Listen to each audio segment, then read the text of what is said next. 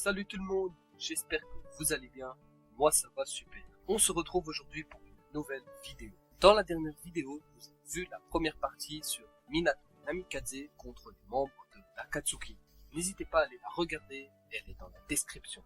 Aujourd'hui, nous allons voir la deuxième partie sur qui Minato Namikaze pourrait battre dans l'Akatsuki. Juste avant de commencer les combats, je tiens à vous rappeler que cette vidéo ne reste que mon avis. J'essaye d'être le plus objectif possible. Donc n'hésitez pas à me donner votre avis dans les commentaires. N'hésitez pas à regarder la première partie de cette vidéo car dans cette vidéo, nous avons fait le point sur toutes les compétences de Minato et nous avons aussi vu les 6 premiers combats. N'hésitez pas à vous abonner et à liker la vidéo, ça me ferait vraiment plaisir. Merci à vous, bonne vidéo, allez c'est parti. Alors, nous allons tout d'abord faire un résumé rapide de la première partie de cette vidéo pour les personnes qui n'ont pas regardé la première partie. Minato Namikaze a affronté pour l'instant 6 membres de l'Akatsuki. Il a affronté Hidan, Kakuzu, Deidara, Sasori, Zetsu et Orochimaru. Et il s'en est très bien sorti. Il a gagné les 6 combats, ce qui lui donne le score de 6-0. Mais maintenant, il va devoir affronter des ninjas encore plus puissants et plus redoutables que jamais. Minato Namikaze, surnommé l'éclair jaune de Konoha, est un ninja légendaire. お前を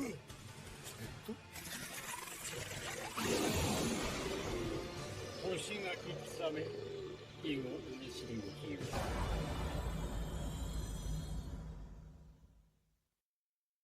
Alors, nous allons commencer par le 7e combat. Minato contre Kisame. Alors pour moi, Minato tout comme Kisame peuvent gagner ce combat. C'est un combat super difficile pour Minato, car Kisame est loin d'être un simple ninja. Il faut savoir que Kisame était comparé à des démons à queue. On le surnommait Kisame le démon sans queue. Kisame était aussi considéré comme le plus puissant membre des épéistes de la brume. Il possède énormément de chakra en plus du fait qu'il possède Sameada, qui peut voler le chakra des autres ninjas. Une fois le chakra volé, Kisame peut prendre du chakra de Sameada, ce qui lui donne un très gros avantage dans le domaine du chakra. Ce qui veut dire que Kisame devient plus fort en fonction de son adversaire. Plus l'adversaire est fort, plus Kisame sera fort. Kisame est un expert dans l'art du Suiton, à un tel point qu'on dit que seul le deuxième Hokage Tobirama Senju le maîtrisait mieux que lui. Le ninjutsu le plus puissant de Kisame est la danse du requin dans la prison aqueuse. Une fois que la bulle d'eau est créée, Kisame fusionne avec Sameada et duplique toutes ses capacités et devient surpuissant. Il faut savoir qu'une fois dans la bulle d'eau, c'en est terminé des ninjas qui se trouvent à l'intérieur. Au niveau du taijutsu, Kisame est également très fort. Il n'est pas du genre à se prendre des coups inutiles. Alors pour le combat, c'est très compliqué de savoir qui peut gagner entre ces deux ninjas surpuissants. Pour que Minato gagne ce combat, il faut qu'il en finisse très vite avec Kisame. Sinon Minato sera en danger pour la suite. Donc pour gagner, il devra utiliser la technique du dieu de la foudre et tenter de décapiter Kisame. Car Kisame peut avoir compliqué face à une technique aussi rapide. Je pense que c'est l'un des seuls moyens pour que Minato gagne. Mais malgré ça, je pense que ça ne fonctionnera pas. Si le combat dure trop longtemps, Minato n'aura aucune chance de gagner. Kisame aura qu'à utiliser la gigantesque bulle d'eau et je pense que c'en est terminé pour Minato. Le problème c'est que Minato n'est pas un expert de l'art du Raiton. Il sait l'utiliser mais ça ne sera pas suffisant pour contrer les attaques de Kisame. En résumé, ce combat est très compliqué pour Minato et Kisame. Mais à mon avis, Kisame gagne quand même ce combat grâce au fait qu'il est très résistant et qu'il peut utiliser la gigantesque bulle d'eau qui le rend presque invulnérable. Donc pour ce 7e combat, je pense que Minato, tout comme Kisame, peuvent gagner ce combat. Mais je pense que sur un long combat, c'est Kisame qui s'en sortira vainqueur. Ce qui n'enlève en rien les prouesses légendaires de Minato Namikaze. 強くなったら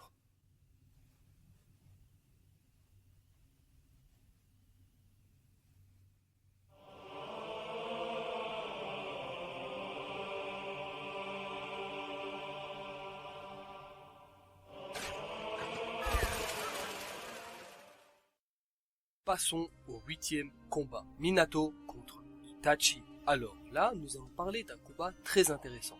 Pour moi, Minato Namikaze gagne ce combat. Itachi Uchiwa est considéré comme un génie, même au sein du célèbre clan Uchiwa. Il était capable d'apprendre sans effort un nouveau jutsu à partir d'une simple observation. Ses prouesses rivalisèrent avec Shisui Uchiwa qui était considéré comme l'Uchiwa le plus fort de son époque. Itachi Uchiwa était un ninja très complet. Il excellait dans le taijutsu ninjutsu et le genjutsu. En tant qu'Uchiwa, le chakra d'Itachi était naturellement très puissant. Mais le problème, c'est que Itachi était très malade. Du coup, son chakra est très affecté. Itachi était très fort avec le taijutsu, il avait une vitesse et des réflexes exceptionnels, capable de rivaliser avec Shisui qui était réputé pour sa vitesse, en sachant qu'Itachi possède le Sharingan, attribut héréditaire du clan Uchiwa. Le Sharingan lui permet de voir le flux de chakra qui peut prédire les mouvements de son adversaire. Avec son Sharingan, il était capable de copier les techniques en plus d'utiliser des bons genjutsu. Mais son dojutsu le plus puissant n'est autre que le Mangekyo Sharingan. Cette pupille lui permettait d'utiliser 3 techniques très puissantes.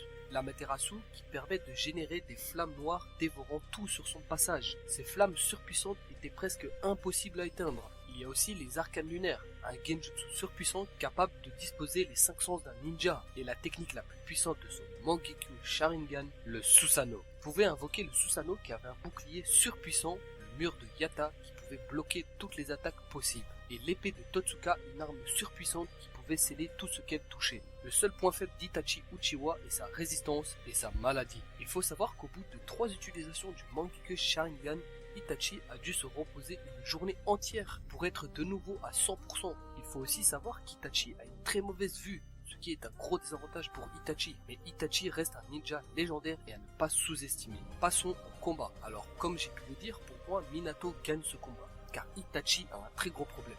Sa maladie qui l'handicape énormément. Déjà, il faut savoir qu'au niveau du taijutsu et de la vitesse, Minato est supérieur à Itachi, ce qui veut dire qu'Itachi ne peut pas laisser Minato s'approcher de lui. Il doit donc activer le Mangekyo Sharingan pour essayer de le contrer. Un autre problème pour Itachi est que sa vue a énormément baissé, ce qui veut dire qu'il a énormément de mal à voir ses adversaires, en sachant qu'en face d'Itachi, il y a Minato, qui est l'un des ninjas les plus rapides du monde, Shinobi. Déjà, Minato ne peut pas se faire avoir par l'Amaterasu et les arcanes lunaires, car Minato est un ninja très rapide et très intelligent. Et oui, Minato sait très bien que les Uchiwa ont des genjutsu très puissants, et sait très bien qu'il faut éviter leur regard. Donc l'Amaterasu et les arcanes lunaires sont inefficaces face à Minato. Il ne reste à Itachi Uchiwa que le Susanoo qui a le potentiel de détruire Minato. Malheureusement pour Itachi, ce Susanoo n'est pas complet. Il n'a que la première forme non maîtrisée du Susanoo. Et oui, si le Susanoo était parfait, comme Madara Uchiwa et Sasuke Uchiwa, là Itachi Uchiwa n'aurait aucun problème à battre Minato. Du coup, le problème de son Susanoo, c'est qu'il n'est pas assez rapide pour rattraper Minato. Et comme je l'ai dit tout à l'heure, Itachi doit en finir très vite pour battre Minato. Le problème, c'est que Minato a tout ce qu'il faut pour échapper aux attaques surpuissantes d'Itachi. Donc même si Itachi utilise le Susanoo et que Minato ne peut rien lui faire, malheureusement pour Itachi, il ne peut pas tenir son Susanoo très longtemps. Donc à un moment ou un autre, Itachi devra désactiver le Susanoo. Et à ce moment-là, il n'aura qu'à utiliser un Rasengan et en finir avec Itachi. Ou pour être plus cruel, Minato pourrait laisser Itachi Uchiwa mourir de lui-même. Et oui, car le Mangekyo Sharingan a un très gros problème. Si un Uchiwa utilise beaucoup trop son Mangekyo Sharingan, il est voué à perdre de sa lumière. Une fois la lumière éteinte, l'Uchiwa meurt à part s'il vole le Sharingan de son propre frère. Mais dans ce combat, Itachi n'a pas cette possibilité. En conclusion, ce 8e combat est favorable pour Minato. Donc Itachi est voué à perdre face à Minato. C'est une très belle victoire de la part de Minato Namikaze.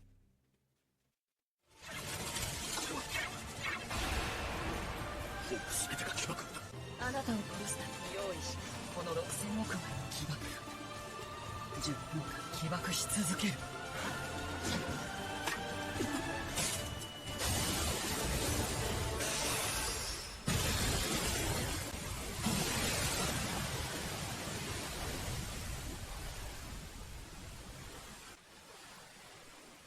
神の使者の術が解けたここまでのチャクラが必要になると思わなかったけど Passons au 9e combat, Minato contre Conan. Alors pour ce combat, je pense qu'il n'y a pas trop de débat. On peut dire que Minato gagne ce combat sans trop de problèmes. La seule chance pour que Conan gagne ce combat, c'est qu'elle étudie Minato, comme elle l'a déjà fait avec Obito, et qu'elle utilise sa technique des 600 milliards de parchemins explosifs. Malheureusement pour Conan, elle ne dispose pas de ce temps, en sachant que Minato Namikaze surpasse en tout point Conan. Minato aura qu'à s'approcher de Conan et utiliser un Rasengan surpuissant et c'en est terminé pour elle. On peut dire que c'est une victoire très facile de Minato Namikaze.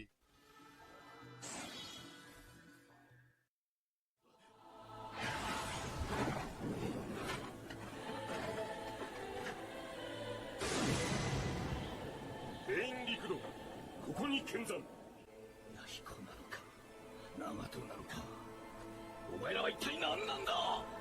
我々はペイン。神だ。 Passons au 10e combat. Minato contre Pain Rikudo. Alors là les gars, nous allons parler d'un combat très compliqué. Alors c'est assez simple, si on parle de Pain Rikudo avec ses 5 pantins, je pense que Pain gagne ce combat sans problème. Ce serait un combat beaucoup trop compliqué pour Minato. Mais dans ce combat, nous allons seulement parler de Pain Tendo.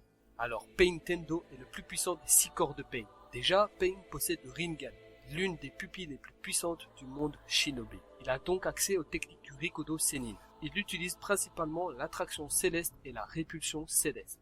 La répulsion céleste lui permet de repousser n'importe quelle attaque, voire même des ninjas. Le seul problème de cette technique, c'est qu'à chaque utilisation, il faut 5 secondes de recharge, durant lesquelles Pain ne peut pas relancer cette attaque. Il faut savoir que plus la technique est puissante, plus le temps de rechargement est long. À puissance maximale, la technique était capable de détruire le village entier de Konoha. Il faut savoir qu'avec ces deux techniques, il était pratiquement intouchable. Mais la technique la plus puissante de Pain Tendo est la naissance de l'astre divin. Cette technique permet de créer une météorite qui peut tout détruire. Plus il y a de chakras utilisés dans cette technique, plus la météorite sera grande et dévastatrice. Pain est vraiment surpuissant, il suffit de regarder son regard pour voir qu'il n'est pas normal. Maintenant, passons au combat. Alors franchement, pour ce combat, j'hésite énormément entre les deux ninjas. Mais je pense que Minato gagne quand même ce combat, mais très difficilement. Le problème, c'est que Pain est seul, et ça c'est un vrai problème. Comme je l'ai dit tout à l'heure, s'il avait ses 5 pantins avec lui, il n'aurait aucun problème à battre Minato. Alors déjà, je pense qu'il ne faudrait pas énormément de temps pour que Minato comprenne que Pain doit attendre 5 secondes avant de réutiliser la répulsion céleste, ce qui mettra Pain en très grand danger. En plus du fait que l'attraction céleste ne peut pas fonctionner face à Minato. Et oui, car il suffit à Minato de lancer tous ses kunai et il aura une téléportation comme défense à chaque fois que Pain essaiera d'utiliser l'attraction céleste. Pain sera en grand danger comme il a déjà vécu face à Naruto. Il ne reste donc à Pain que la naissance de l'astre divin qui peut battre Minato. Le problème c'est que même cette technique ne peut pas fonctionner face à Minato, car il peut toujours se téléporter, ce qui veut dire qu'il ne sera jamais pris par la naissance de l'astre divin. Et à ce moment-là, Pain n'aura plus de chakra, ce qui veut dire que Minato aura qu'à en finir avec Pain Rikudo, avec un Rasengan surpuissant. Donc dans ce combat phénoménal, c'est une victoire très compliquée par Minato Namikaze qui s'en sort très bien.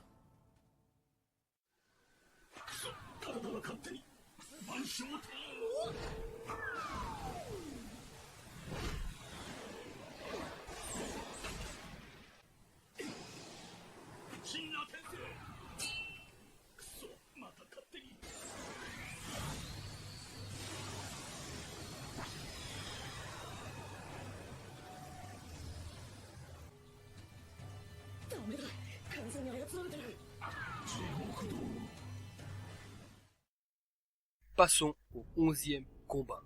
Minato contre Nagato. Bon, là, dans ce combat, Nagato gagne sans trop de problèmes.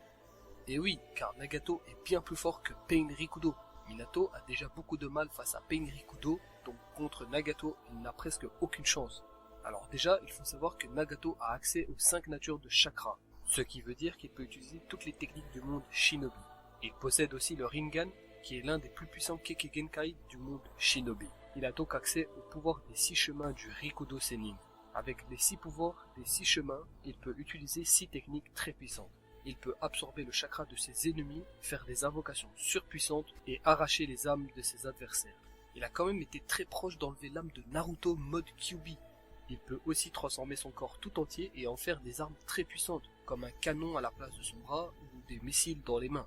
Il peut aussi invoquer le roi des enfers, qui permet d'aspirer l'âme des gens s'ils disent des mensonges. Nagato a aussi le pouvoir de la télékinésie, qui est tout simplement le pouvoir de l'attraction céleste et de la répulsion céleste. Mais le pouvoir le plus puissant de Nagato reste bel et bien la naissance de l'astre divin. Bon, pour le combat, je pense qu'il n'y a pas trop de débat. Nagato Uzumaki est beaucoup trop puissant pour Minato. On a eu le droit de voir ce que Nagato Uzumaki était capable de faire. Nagato a quand même été capable de faire face à lui seul Naruto Uzumaki mode Kyuubi et Killer Bee avec un contrôle parfait sur son Biju. Nagato n'a eu aucun problème face à ces deux ninjas surpuissants. Il était à 2 doigts de les tuer tous les deux. Heureusement pour Naruto et Killer Bee, Itachi Uchiwa était là pour les sauver, en sachant qu'il s'agissait de Nagato Uzumaki sous l'Edo Tensei. ce qui veut dire qu'il n'était pas à 100% de ses capacités, surtout qu'il n'était pas libre de tous ses mouvements. Mais malgré tout ça, il a failli battre Naruto et Killer Bee sans problème.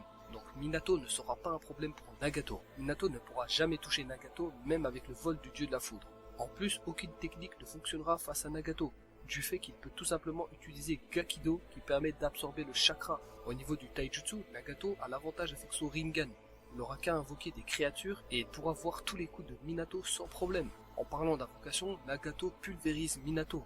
Et ne parlons pas du mode ermite de Minato qui ne peut absolument rien faire à Nagato, en sachant qu'il ne maîtrise pas. Malheureusement, Minato n'a aucune chance de battre Nagato Uzumaki. Donc on peut dire que pour ce 11e combat, cette victoire revient à Nagato Uzumaki.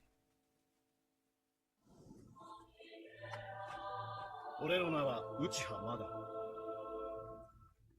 それを理解してもらった上で聞きたいことがある。なんだ。月の目計画についてだ。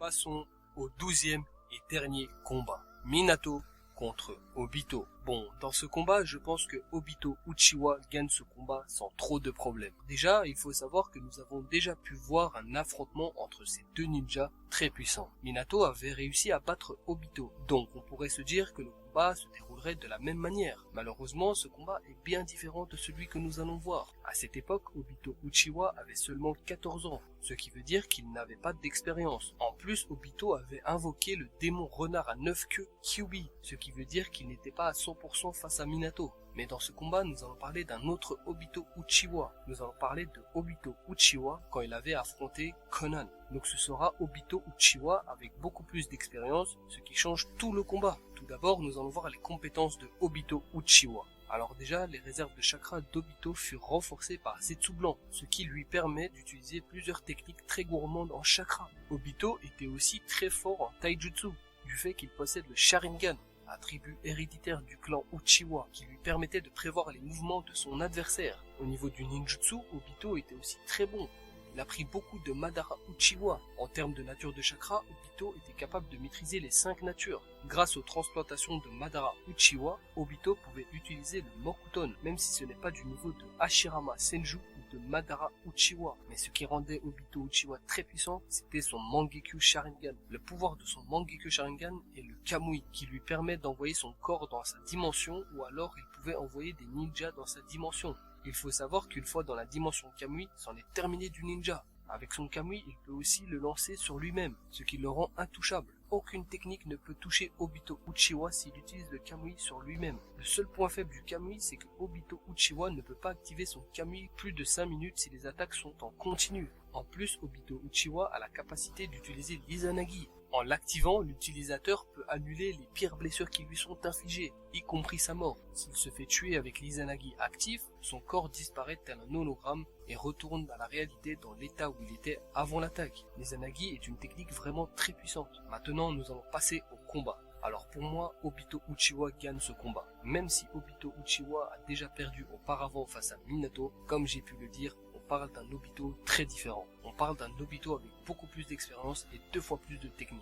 Alors je pense sincèrement que Minato n'a aucune chance de battre Obito. Comme on a déjà pu le voir, sa seule chance ce serait d'avoir Obito Uchiwa avec une attaque très rapide, comme la technique du dieu de la foudre, ou alors la technique du dieu de la mort qui peut aussi battre Obito. Mais le problème c'est que même cette technique ne peut pas fonctionner contre Obito, car il peut utiliser l'Izanagi pour la contrer, ce qui veut dire que Minato possède très peu de techniques pour battre Obito, voire aucune. Seul le dieu de la foudre pourrait peut-être faire quelque chose à Obito. Donc pour résumer, dans ce combat, Obito ne devrait pas avoir trop de problèmes pour battre Minato. Il a plusieurs possibilités pour battre Minato. Il peut soit laisser Minato se vider de son chakra et en terminer avec lui, ou alors envoyer Minato dans la dimension Kamui et en finir avec lui. Et dans le pire des cas, Obito peut utiliser l'Izanagi et surprendre Minato dans son dos comme il a déjà pu le faire auparavant. Malheureusement pour Minato, Obito Uchiwa est vraiment beaucoup trop fort. Donc pour ce 12e et dernier combat, c'est une très belle victoire de Obito Uchiwa, le chef de l'ombre de l'Akatsuki.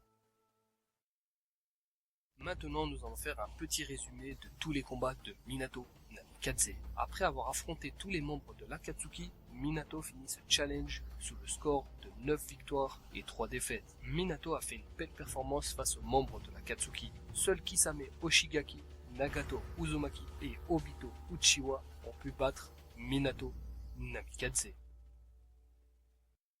Et voilà les gars, c'est tout pour la deuxième partie de cette vidéo sur qui Minato Namikaze pourrait battre dans l'Akatsuki. N'hésitez pas à me donner votre avis dans les commentaires sur qui Minato pourrait battre dans l'Akatsuki. N'oubliez pas que cette vidéo ne reste que mon avis. J'ai peut-être fait quelques erreurs dans mes choix, donc n'hésitez pas à me donner votre avis dans les commentaires. Si vous avez aussi des idées de thèmes que je pourrais faire dans le monde de Naruto, n'hésitez pas à le mettre dans les commentaires. N'hésitez pas à vous abonner et à liker la vidéo, ça me ferait vraiment plaisir. On se retrouve la prochaine fois pour une nouvelle vidéo dans le monde de Naruto. Merci les gars, allez, ciao.